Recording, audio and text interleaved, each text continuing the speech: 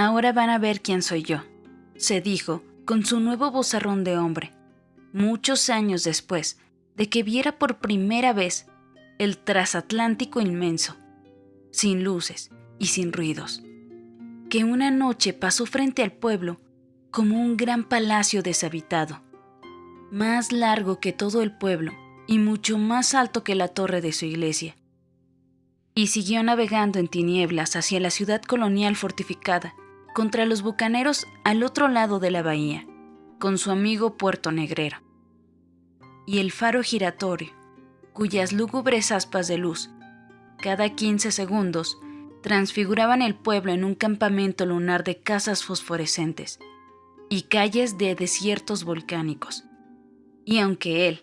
era entonces un niño sin vozarrón de hombre, pero con permiso de su madre para escuchar hasta muy tarde en la playa las arpas nocturnas del viento, aún podía recordar como si estuviera viendo que el transatlántico desaparecía cuando la luz del faro le daba en el flanco y volvía a aparecer cuando la luz acababa de pasar. De modo que era un buque intermitente que iba apareciendo y desapareciendo hacia la entrada de la bahía, buscando con tanteos de sonámbulo las boyas que señalaban el canal del puerto, hasta que algo debió fallar en sus agujas de orientación, porque derivó hacia los escollos, tropezó, saltó en pedazos y se hundió sin un solo ruido,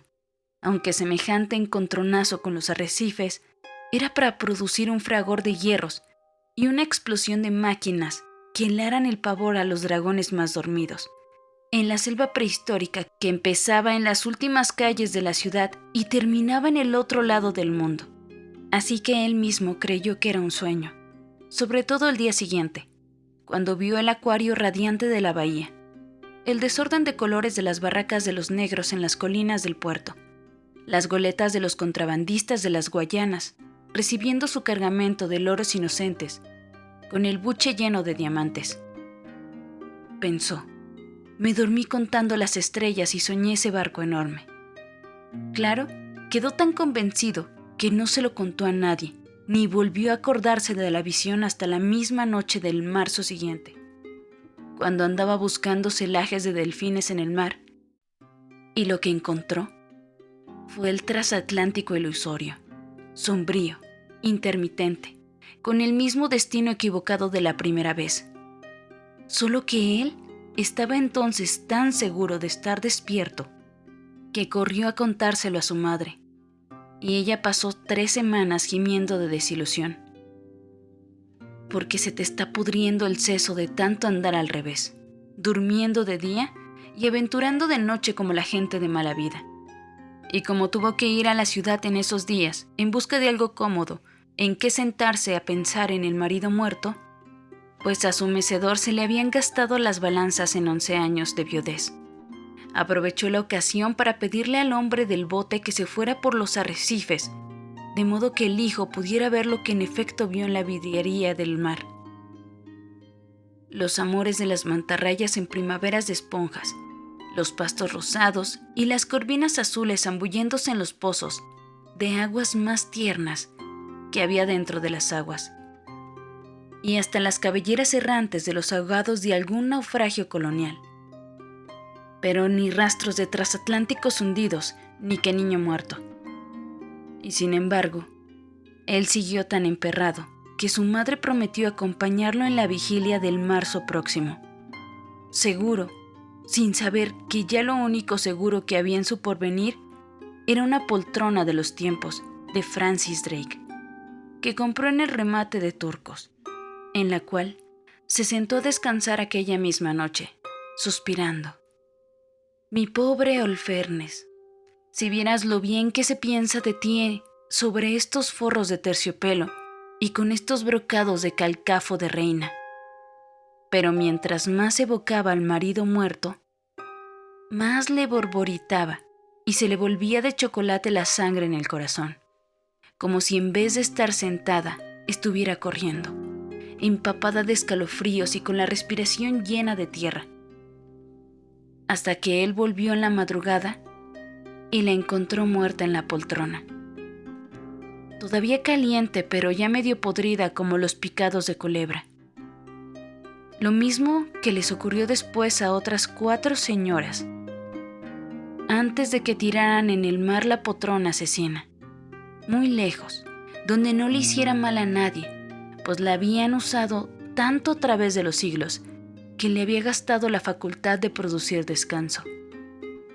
De modo que él tuvo que acostumbrarse a su miserable rutina de huérfano,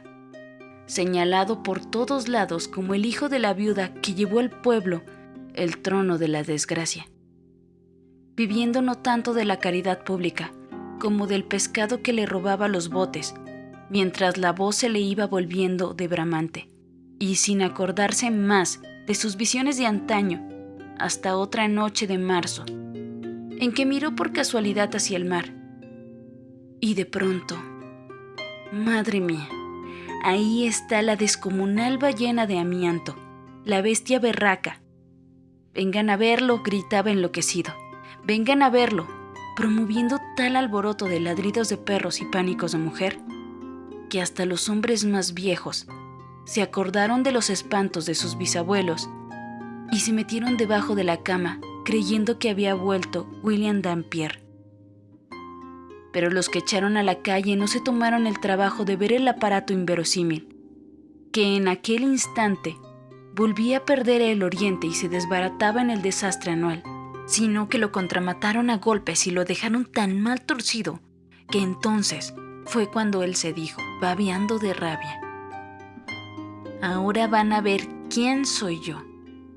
Pero se cuidó de no compartir con nadie su determinación, sino que pasó el año entero con la idea fija: «Ahora van a ver quién soy yo», esperando que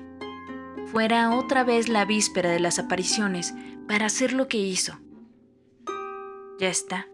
se robó un bote, atravesó la bahía y pasó la tarde esperando su hora grande en los vericuetos del puerto negrero, entre la salsamuera humana del Caribe, pero tan absorto en su aventura que no se detuvo como siempre frente a las tiendas de los hindúes a ver los mandarines de marfil tallados en el colmillo entero del elefante, ni se burló de los negros holandeses en sus velocípedos ortopédicos, ni se asustó, como otras veces, con los malayos de piel cobra que le habían dado la vuelta al mundo cautivados por la quimera de una fonda secreta, donde vendían filetes de brasileras al carbón. Porque no se dio cuenta de nada mientras la noche no se le vino encima. Con todo el peso de las estrellas y la selva, exhaló una fragancia dulce de gardenias y salamandras podridas. Y ya estaba él remando en el bote robado, hacia la entrada de la bahía, con la lámpara apagada para no alborotar a los policías del resguardo. Idealizado, cada 15 segundos, por el aletazo verde del faro y otra vez vuelto humano por la oscuridad,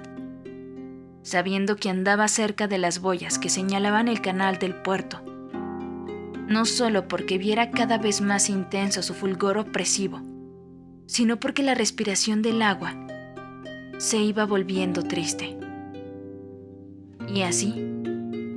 remaba tan ensimismado que no supo de dónde le llegó de pronto un pavoroso aliento de tiburón,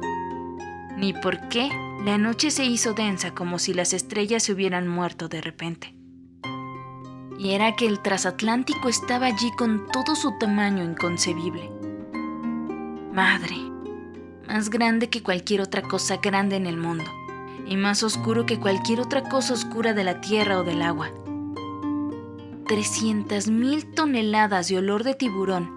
pasando tan cerca del bote que él podía ver las costuras del precipicio de acero, sin una sola luz en los infinitos.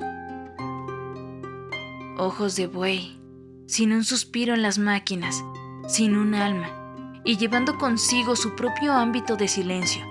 su propio cielo vacío, su propio aire muerto,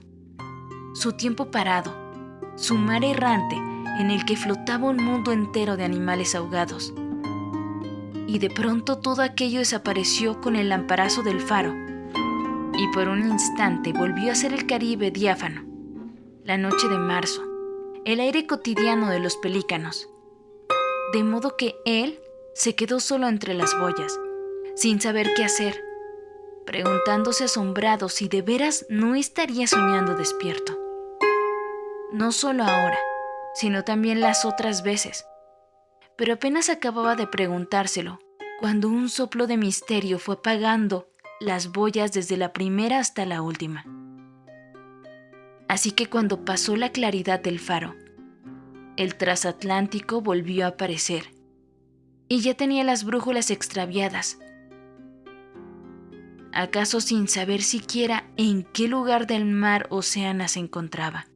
buscando a tientas el canal invisible, pero en realidad derivado hacia los escollos, hasta que él tuvo la revelación abrumadora de que aquel percance de las boyas era la última clave del encantamiento, y encendió la lámpara del bote. Una mínima lucecita roja que no tenía por qué alarmar a nadie en los minaretes del resguardo, pero que debió ser para el piloto como un sol oriental, porque gracias a ella el transatlántico corrigió su horizonte y entró por la puerta grande del canal en una maniobra de resurrección feliz. Y entonces, todas sus luces se encendieron al mismo tiempo. Las calderas volvieron a resollar, se prendieron las estrellas en su cielo, y los cadáveres de los animales se fueron al fondo. Y había un estrépito de platos y una fragancia de salsa de laurel en las cocinas. Y se oía el bombardino de la orquesta en las cubiertas de luna y tutum, de las artemias de los enamorados de alta mar en la penumbra de los camarotes. Pero él llevaba todavía tanta rabia atrasada que no se dejó aturdir por la emoción sin amedrentar por el prodigio, sino que se dijo, con más decisión que nunca, que ahora van a ver quién soy yo. Carajo, ahora lo van a ver. Y en vez de hacerse un lado para que no lo embistiera aquella máquina colosal, empezó a remar delante de ella. Porque ahora sí van a saber quién soy yo. Y siguió orientando el buque con la lámpara hasta que estuvo tan seguro de su obediencia que lo obligó a descorregir de nuevo el rumbo de los muelles. Lo sacó del canal invisible y se lo llevó de cabestro como si fuera un cordero de mar hacia las luces del pueblo dormido. Un barco vivo e invulnerable a los haces del faro, que ahora no lo invisibilizaban, sino que lo volvían de aluminio cada 15 segundos. Y allá empezaban a definirse las cruces de la iglesia,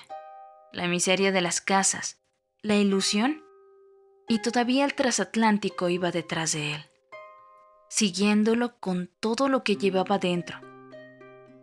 Su capitán dormido del lado del corazón,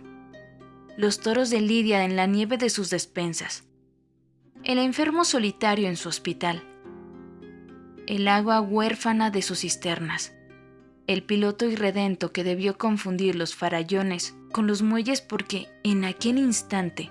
reventó el bramido descomunal de la sirena. Una vez, y él quedó ensopado por el aguacero del vapor que le cayó encima. Otra vez, y el bote ajeno estuvo a punto de zozobrar. Y otra vez, pero ya era demasiado tarde, porque ahí estaban los caracoles de la orilla, las piedras de la calle, las puertas de los incrédulos, el pueblo entero iluminado por las mismas luces del transatlántico despavorido. Y él apenas tuvo tiempo de apartarse para darle paso al cataclismo, gritando en medio de la conmoción: «Ahí lo tienen, cabrones». Un segundo antes de que el tremendo casco de acero descuartizara la tierra y se oyera el estropicio nítido de las 90.500 copas de champán que se rompieron una tras otra, desde la proa hasta la popa. Y entonces se hizo la luz, y ya no fue más la madrugada de marzo, sino el mediodía de un miércoles radiante. Y él pudo darse el gusto de ver a los incrédulos contemplando con la boca abierta. el transatlántico más grande de este mundo y del otro, encallado frente a la iglesia, más blanco que todo, 20 veces más alto que la torre y como 97 veces más largo que el pueblo, con el nombre grabado en letras de hierro, Palalsillac, y todavía chorreando por sus flancos las aguas antiguas y lánguidas de los mares de la muerte. Si te gustó el video, suscríbete, dale like y compártelo con tus amigos para que podamos seguir haciendo más contenido así.